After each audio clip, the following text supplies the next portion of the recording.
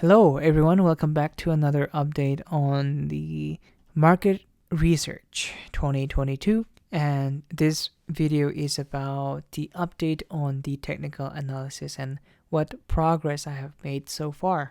So after watching this video, you would be on caught the progress on my technical analysis portion of my market research. If you're not familiar with technical analysis, it's basically a visual indicator or visual tool that you can use and see the price of a stock. I have here 50, 200 and followed by a MACD here. Usually the 50 and 200 and they're like the most simple tool to work with. And if you're not familiar with the moving average, you can see your simple moving average. They're basically a derivative, the changes in closing with respect to the time, that is 50 days, followed by a MACD here. It's also a moving average, but in this case it is called exponential. The lines in here are smoothened.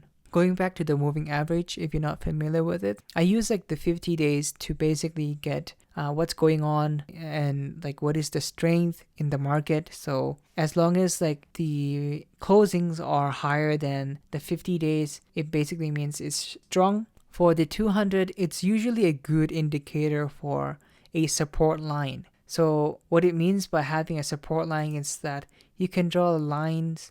As always, we don't know when to anticipate a bearish market. For example, back in 2020, the March or the February crash, or the 2018 flash crash, and yeah, there's like no way of knowing if it is going to dip further. So people would use like the MACD to basically tell when it is time to get in, when it is time to get out. For example, here, it is a time to get out and then back in. And if you're unfamiliar with the MACD here, there are two lines. The first one is blue and the second one is orange. The blue line is called MACD line. The orange color is called signal line. And you would find intersections everywhere. And corresponding to those intersections, you will find histograms, those lines here, right here. And if the MACD line is lower than the signal line, it's probably an exit sign. So you,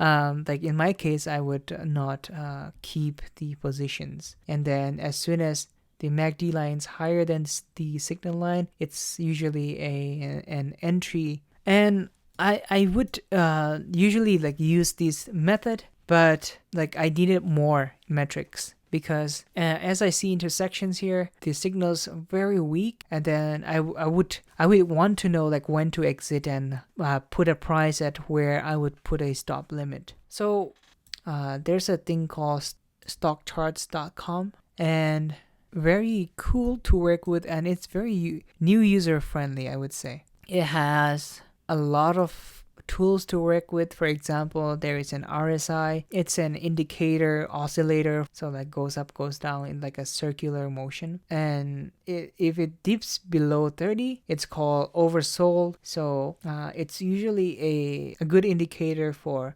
getting in and getting out. And if it dips further over 70, then it's overbought. So there might be a little bit of volatility. And they also have 50 and 200 moving averages, and then followed by a MACD. So that's something you can get out of from the stock charts. You can even change the metrics here, and it's very user friendly. And this is the method that I usually use. But as I have mentioned before, I like to have a little bit hands-on experience, so I went back to the trading view.